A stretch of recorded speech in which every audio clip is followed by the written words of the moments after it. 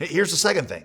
Jesus is our only hope for salvation. That's our message. Our world stands condemned, but Jesus offers salvation.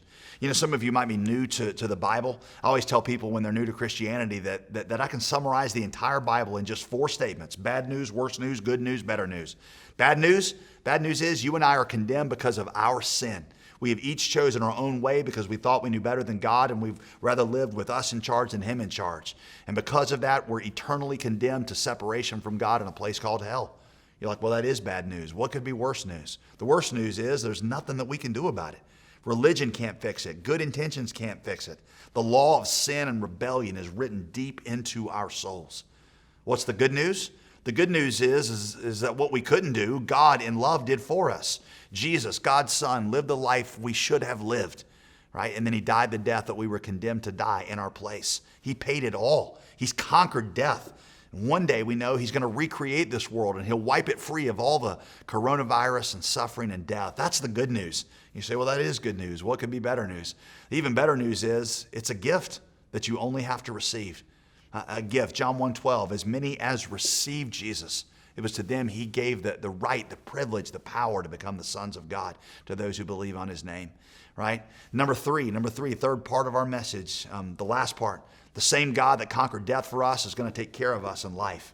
We know that if God did not abandon us at the cross in the moment of His death, there is no circumstance in our lives in which He will abandon us either. There was never, you understand, a more hopeless time, humanly speaking, than when the Son of God was in the grave. At that point, it seemed like the end. The disciples themselves were despairing, but Easter is a reminder to us. Jesus is risen, and as sure as He walked out of the grave, He promises life to those of us who are still living in the shadow of death. The same care He shows for us at the cross is the same care He holds us in all the days of our lives. So let me say something as I close here to those of you who are not yet believers. Are you ready to acknowledge in this that you need God?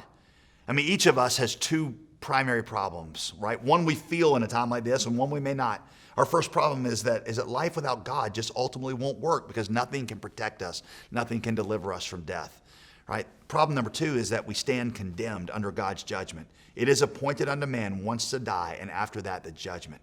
You need to understand that in this, God is seeking you. He's using a temporary tragedy to wake you up to an eternal need of yours. God is like the father in the prodigal son story who stands looking for you, even in this, to come back to Him. He's shaking your foundations because He wants to be reunited to you. Do you need to receive Christ?